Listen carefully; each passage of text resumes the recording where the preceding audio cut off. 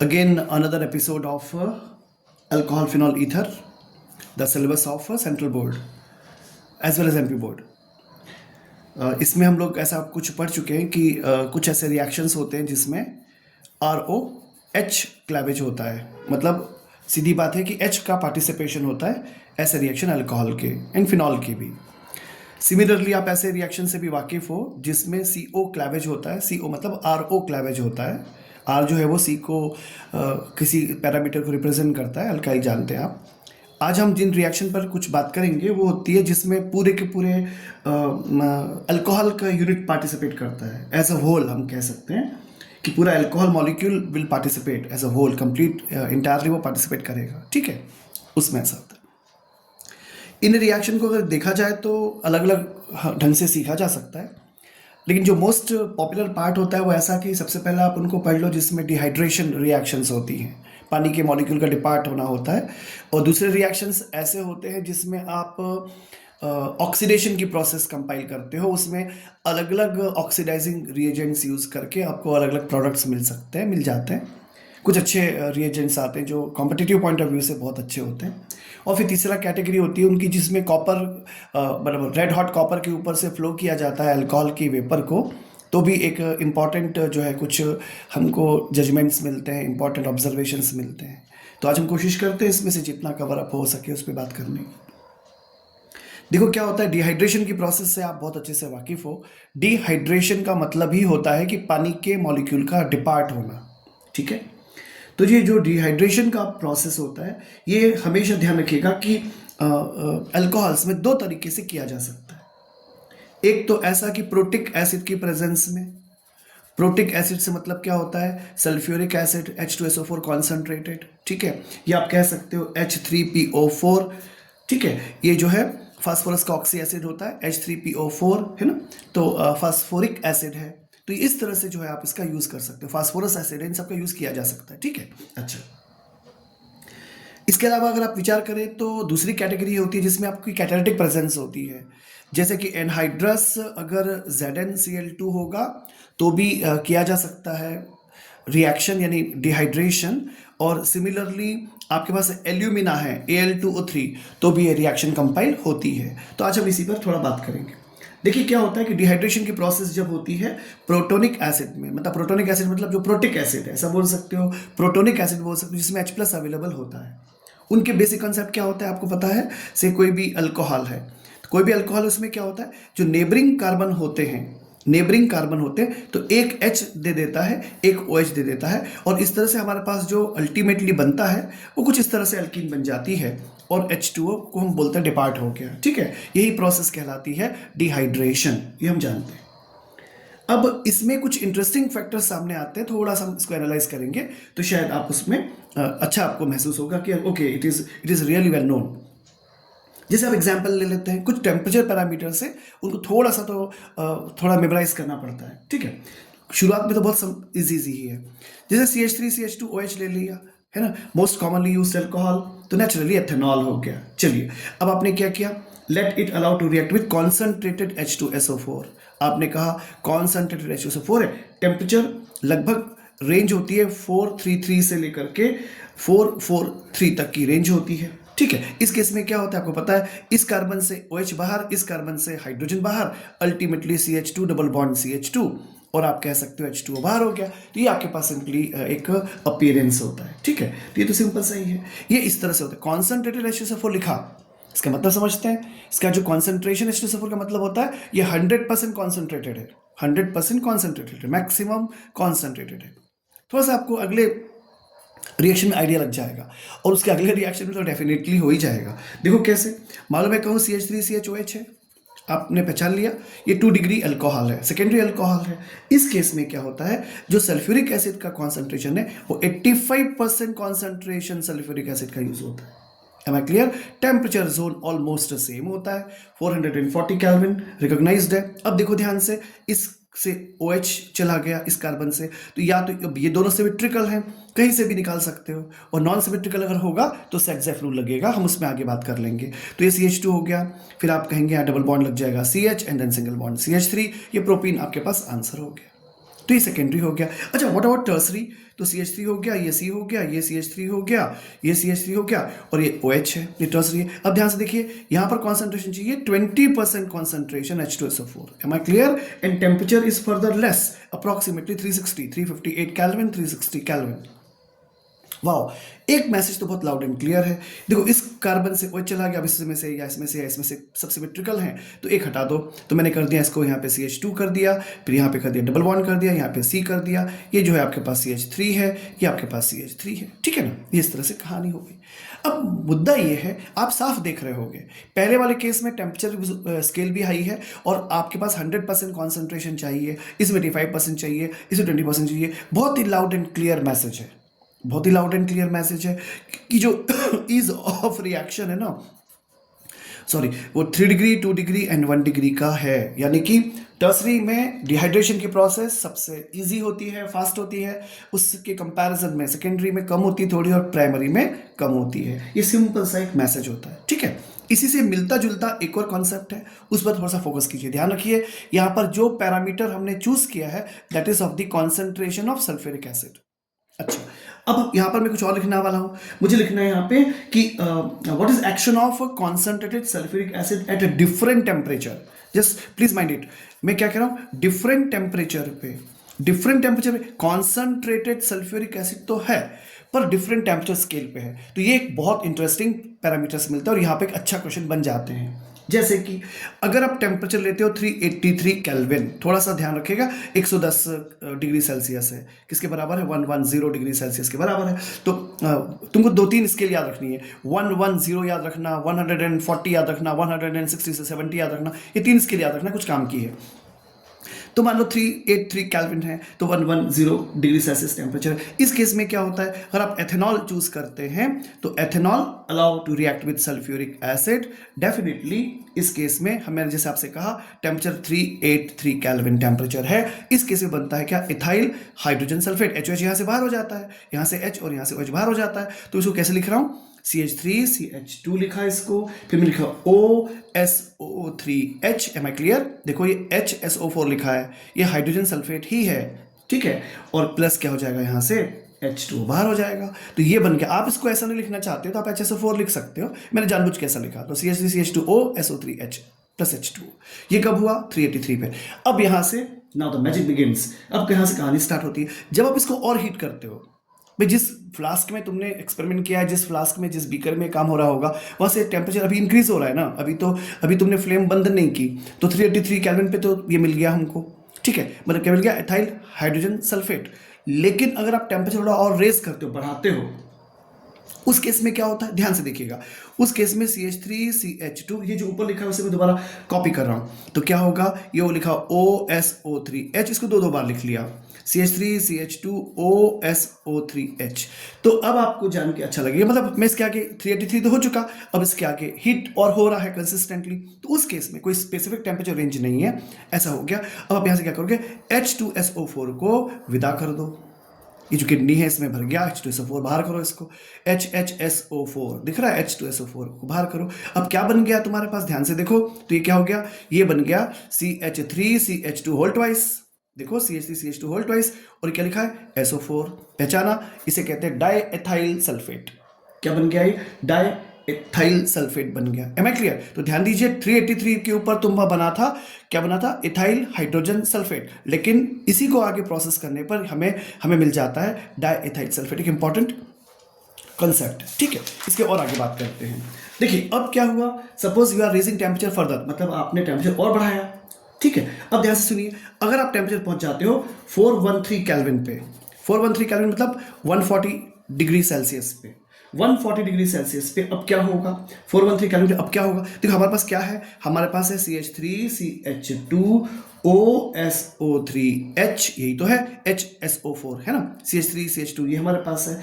और अब इसकी रिएक्शन होती है अल्कोहल से। यहाँ पे of course excess of alcohol है, अल्कोहल को भी जानबूझ के लिख रहा हूँ, HOC2H5। Am I clear? तो ध्यान से देखिए कि अब क्या होने वाला है। अब ये होने वाला है, यहाँ से ये हो गया बाहर, और ध्यान से देखिएगा ये कब हो रहा है? ये रिएक्शन कब कंपाइल हो रही है? 413 केल्विन पे। इसके पिछला क्या था? 383 था, 383 था, उसके आगे हमने बढ़ाया तो उसमें हमें मिला, मैं फिर से रिवाइज कर दूं जल्दी से, हमें क्या मिला था डेरिवेटिव, थोड़ा सा टेम्परेचर रेस करने पर 383 पे तो हमको मिल गया था इथाइल हाइड्रोजन सल्फेट, और उसके बाद में तुमने और टेम्परेचर रेस कर दिया तो क्या मिल गया, डाई इथाइल सल्फेट। ठीक है, अब क्या हो रहा है, टेम्परेचर पहुंच गया 140 डिग्री सेल्सियस पे, उस टेम्परेचर पे क्या हो जाता है, H2SO4 यहाँ से डिपार्ट हो गया, और आप ध्यान से देखिए प्रोडक्ट आपका कुछ और है, CH3 CH2O C2H5 कह लो या CH2 CH3 जो बोलना बोलो, ये तो बन गया ईथर बन गया, ये तो बन गया डाई इथाइल ईथर, क्या बन गया, डाई इथाइल ईथर बन गया, इसे हम क्या बोलते हैं, ethoxy ethane di ethyl ether,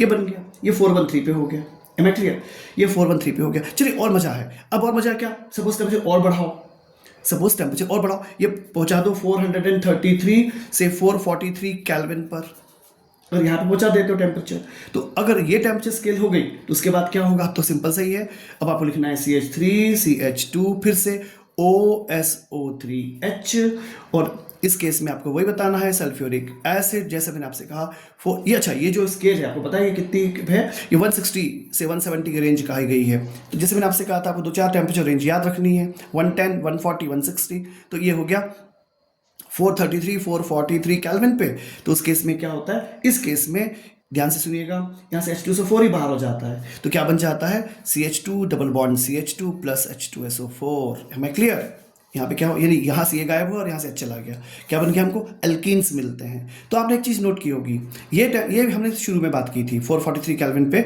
हमने शुरू में बात की थी, तो कंडीशन क्या बनती है, यानी हमारे पास क्या क्या बाय प्रोडक्ट्स बनते हैं या क्या क्या प्रोडक्ट्स बनते हैं, ये थोड़ा सा हमारे लिए इंपॉर्टेंट होता है। पहले H2O डिपार्ट हो रहा था बार बार, अब यहाँ पे देखो H2SO4 बाहर आया है, एम आई क्लियर, ये सिंपल सी प्रोसेस होती है, तो इस पर थोड़ी सी नजर रखना जरूरी होती है। ठीक है, इसकी अगर छोटी सी मैकेनिज्म देखें, इसी प्रोसेस की छोटी सी मैकेनिज्म देखें तो दैट इज डैम सिंपल, कुछ खास तो नहीं, फिर भी देखिए करके देखते हैं। प्रोटोनेशन की प्रोसेस है, क्योंकि H2SO4 है, कहा ना शुरू में कि प्रोटोनिक एसिड यूज करते हो या प्रोटिक एसिड, आप उसको प्रोनाउंस कर सकते हो।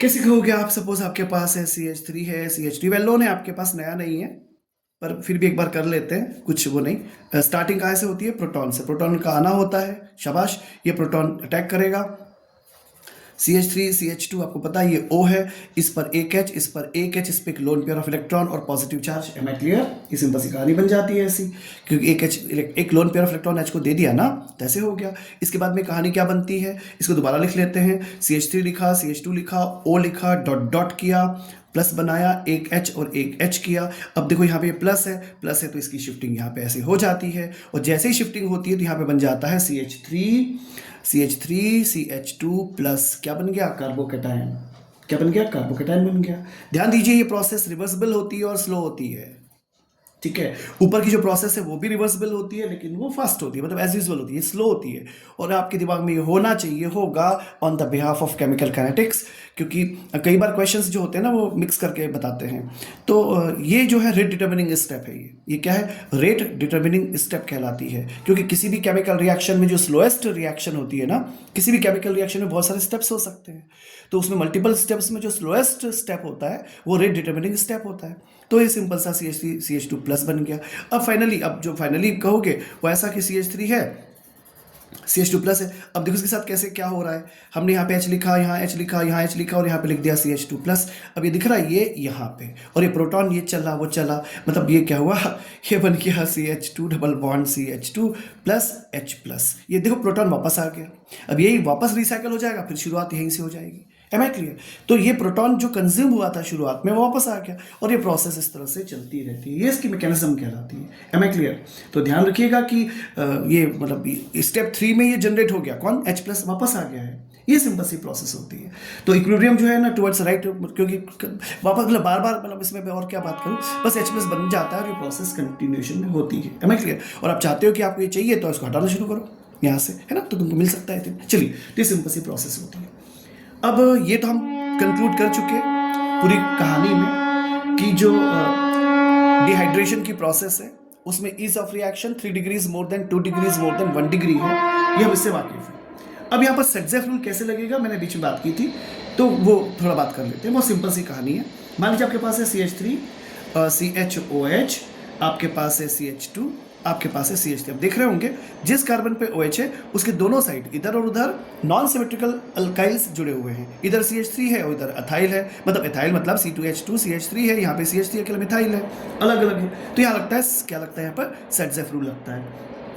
मतलब आप लिख दोगे ऊपर कॉन्सेंट्रेट सल्फ्यूरिक एसिड, एंड जैसे आपके दिमाग में है 43344 के टेम्परेचर, ठीक, 44 के, अरे 443 केल्विन, ओके, ये टेम्परेचर है। तो उस केस में क्या होगा भाई, इस कार्बन से तो इसका जाना पक्का है। अब दो बातें हैं, या तो तुम हाइड्रोजन दे दो या तुम हाइड्रोजन दे दो। तो सेटजेफ चाचा कहते हैं कि भैया तेरे पास अगर कम हाइड्रोजन है तो और कम हो जा, है ना, तुम्हारे पास कम हाइड्रोजन और कम हो जाओ, तो यहाँ से निकल जाएगा हाइड्रोजन। तो क्या बनेगा CH3 फ्री हो जाएगा CH, और तुम जब दे दोगे हाइड्रोजन तो तुम्हारे पास हो जाएगा CH, और ये CH2 था ना तो 1 बचा, अब बचेगा CH3। तो इस तरह से मुझे ब्यूट-2-ईन मिल जाएगा। क्या मिल जाएगा? ब्यूट-2-ईन। यहाँ पर इंपॉर्टेंट बात ये नहीं है, इंपॉर्टेंट बात यह है कि ये बनता है एज ए मेजर प्रोडक्ट, लेकिन साथ में बनता है इसके CH3 CH2 CH double bond CH2, यानी कि ये भी पॉसिबिलिटी बनती है। हम ये नहीं बोल सकते कि 100% यही बनेगा, ये बनता है अप्रॉक्सीमेटली 80%, और 20% कॉन्सेंट्रेशन इसका भी होता है। एक यहां पर इंपॉर्टेंट बात भी कहना है, जो सबसे इंपॉर्टेंट है अभी तक की पूरी बातचीत में। अगर जो फाइनल डेरिवेटिव मिला तुम्हें, जो अल्कीन मिला है, उसमें अगर ज्योमेट्रिकल आइसोमरिज्म का होप है, यानी स्कोप है, यानी कि पॉसिबिलिटी है, मैं रिपीट कर रहा हूं, जो आपको यहां पे फाइनल प्रोडक्ट मिला है अल्कीन का, अगर उसमें सिस ट्रांस पॉसिबल है, तो ट्रांस की जो डोमिनेंसी होती है, प्रीडोमिनेंट कैरेक्टर जिसको हम कहते हैं, वो क्या होता है? ट्रांस होता है। यानी अगर इसमें ज्योमेट्रिकल आइसोमेरिज्म पॉसिबल है तो फिर उस केस में ट्रांस डेरिवेटिव मैक्सिमम बनता है। यानी उस केस में आप ऐसा मान सकते हो कि अगर ज्योमेट्रिकल आइसोमेरिज्म बनेगा तो अप्रोक्सीमेटली 70% जो बनेगा वो बनेगा ट्रांस डेरिवेटिव, ध्यान रखिएगा। अप्रोक्सीमेटली 10% बनता है सिस डेरिवेटिव, ध्यान रखिएगा। और 70% और 20% जो बच गया वो बनेगा कौन सा? 1-ब्यूटीन या ब्यूट-1-ईन बनेगा। Am I clear? तो जब ये बनता है प्रोडक्ट तब ये देखना पड़ता है, अगर इसमें ज्योमेट्रिकल जैसे यहाँ पे है तो 70% बनेगा ट्रांस डेरिवेटिव, 10% बनेगा सिस डेरिवेटिव, और 20% बनेगा ब्यूट-1-ईन। M I clear? जो इसको आपने माइनर कहा था। तो एक इंपॉर्टेंट, एक छोटी सी बात और कहने की कोशिश करते हैं कि कैसे मिथाइल शिफ्टिंग होती है या कैसे हाइड्राइड शिफ्टिंग होती है, उस पर बेस्ड भी क्वेश्चन इसी से इंक्लूडेड है, और आई होप कि आपको ये पहले से एक बार रिवाइज कर लेते हैं, ऐसा समझ लीजिए। Suppose you might have with you CH3 CH CH3, और तुम्हारे पास है CH2, और तुम्हारे पास है OH। आपने वही बात फिर से एक बार की। अब मैं थोड़ा सा इसको स्ट्रेट फॉरवर्ड लिखने की कोशिश कर रहा हूँ। ये H+ का अटैक हो गया, प्रोटोनेशन, ये H और ये OH चला गया तो -H2O लिख दिया। Am I clear? आप क्या रिकमेंड करेंगे? CH3 लिखो, पराग CH3 यहाँ पे लिख दो, ठीक है। और ये हो गया CH2, और ये क्या हो गया? कार्बोकेटाइन बन गया। बहुत ही सिंपल सी प्रोसेस है, ठीक है, गुड, शाबाश। अब क्या, ये लेस स्टेबल होता है, ये जो है कार्बोकेटाइन लेस स्टेबल, क्यों ऐसा? कुछ पॉसिबिलिटी है क्या? हाँ है, ध्यान से देखो, 1-2 मिथाइल शिफ्टिंग है, ये लोकेशन पे 1-2 मिथाइल शिफ्टिंग हो सकती है।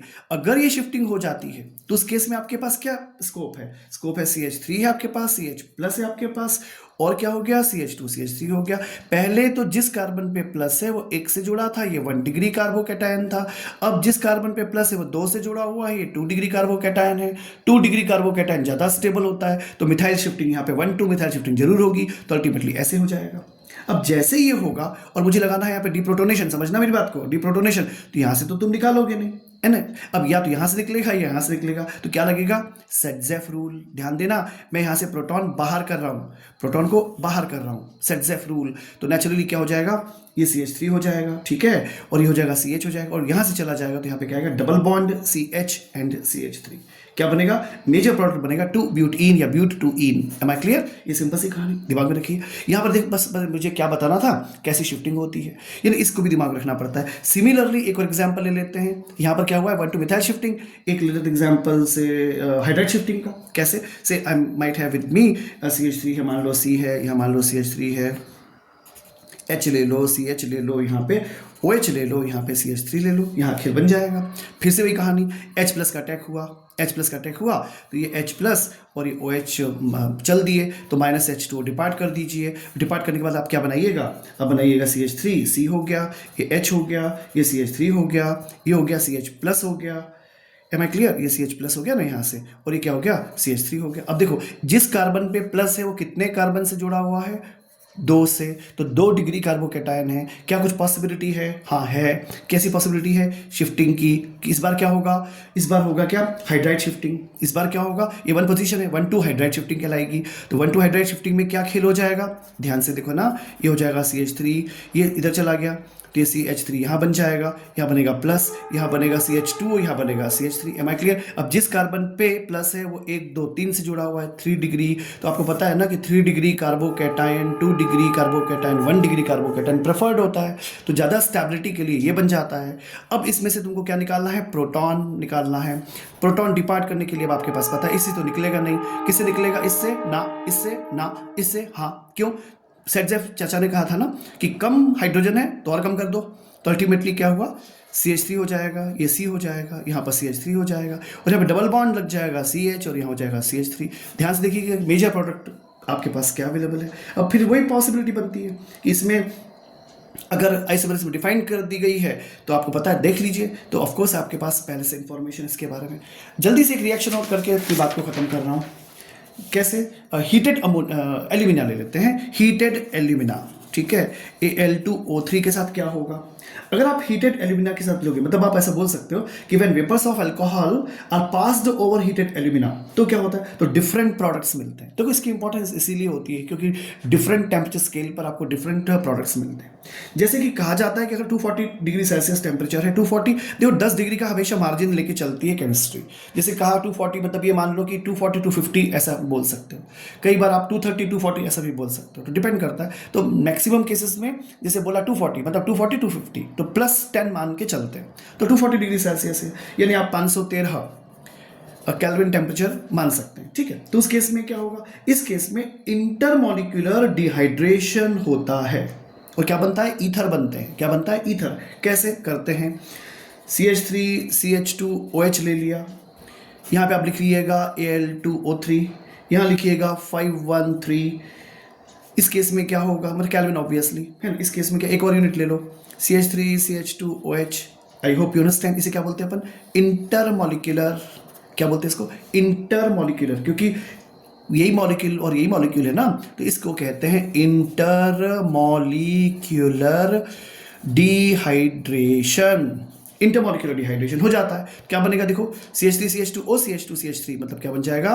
CH3 CH2O CH2 CH3 ether बन जाएगा। क्या बन जाएगा? Diethyl ether. कब बना? 240 डिग्री सेल्सियस टेम्परेचर पे, ठीक है।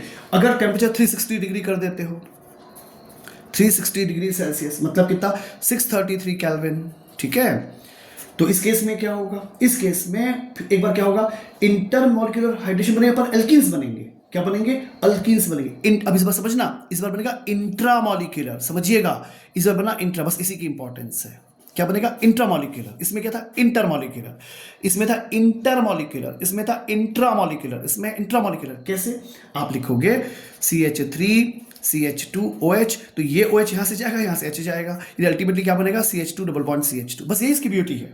ये है इंटरमॉलिक्यूलर डिहाइड्रेशन, ये है इंट्रामॉलिक्यूलर डिहाइड्रेशन। तो आई एक्सपेक्ट कि आपको ये समझ में आया होगा, ठीक है। So good day please.